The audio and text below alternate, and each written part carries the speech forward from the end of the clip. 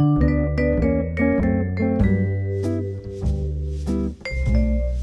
everyone, this is Sandy. Welcome back to Easy Cooking. Today I'm going to be sharing with you a family recipe. It's a Mexican style bread pudding, which is very traditional during Lent season, so I hope you like it. You'll find the list of ingredients in the description box of this video, and you will also find it in my blog where you can print the whole recipe. Let's get started. We're going to start by making a syrup with the Piloncillo. You'll find this at Walmart or any other store that has an international aisle. Piloncillo is just pure unrefined sugar and is usually shaped into a cone. It's very sweet and flavorful. It tastes like a mixture of molasses and brown sugar. If you cannot find it, feel free to use dark brown sugar instead. So to make the syrup, in a saucepan on medium heat, we will add the water and the Piloncillo, the cinnamon and the cloves. We're going to cook this until it comes to a boil and the Piloncillo is completely dissolved. The syrup will also thicken a little bit, but not too much. So once the Piloncillo is dissolved, just let it boil for about 5 minutes and then just set it aside to cool down a little bit. In the meantime, I'm going to slice the bread. I'm using Bolillos, which are a Mexican kind of bread. They are really crunchy on the outside and nice and soft and spongy in the inside.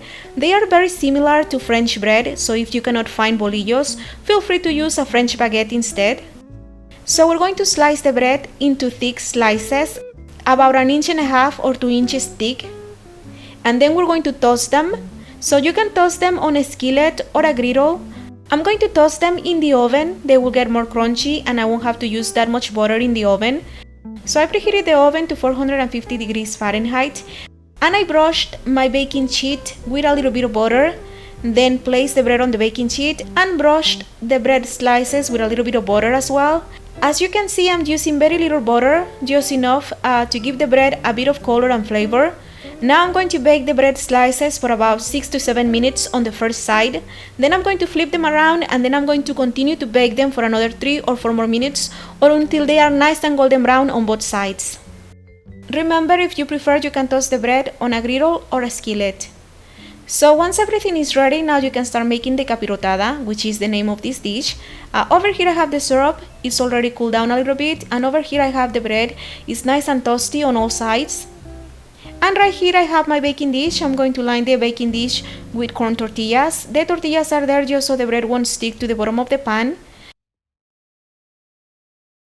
So now, over the tortillas we will place an even layer of bread slices. And then we're going to pour some of the syrup over the bread slices. You can add as much of the syrup as you like. You want the bread to be really soaked with the syrup. This is supposed to be a very soggy kind of bread pudding, but I prefer mine to be more on the dry side. So I'm only adding about 3/4 of a cup of the syrup, but feel free to add as much as you like. After that, now we're going to top the bread slices with the rest of the toppings. I'm using unsalted peanuts, raisins, shredded coconut, colored sprinkles, and shredded cheese. And I'm adding about 1/2 cup of each, but these are also to taste. You can add as much as you like.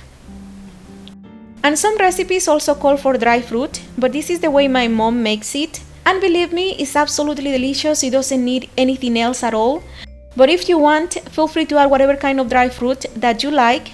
And after the toppings, we're going to add a little more syrup. Again, the syrup is to taste, so feel free to add as much as you like. And then we're going to top this with another layer of bread. Then we're going to pour more syrup over the bread slices, and then we're going to sprinkle more toppings over the bread. And just continue to repeat these steps until you're done.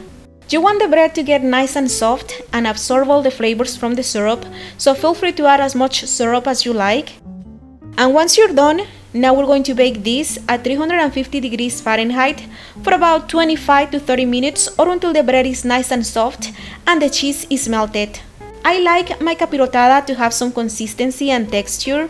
I don't want it to be completely soggy, so I'm going to cook this for only 10 minutes, just enough time to melt the cheese and warm the bread through. So after 10 minutes, this is how it looks. As you can see, the bread slices are still whole, but they are also nice and soft, so it's perfect for me.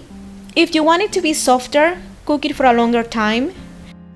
To serve this, I'm going to top it with more syrup and I'm going to garnish with more sprinkles and shredded coconut. This bread pudding can be served hot or cold and it's going to be equally delicious. Enjoy!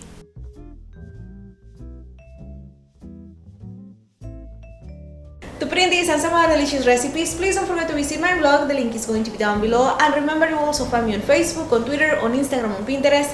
I'm everywhere, so all the links are going to be down below. If you want, you can check them out. And of course, don't forget to subscribe to this channel to be notified of future updates. Thank you so much for watching and I'll see you next time. Bye bye!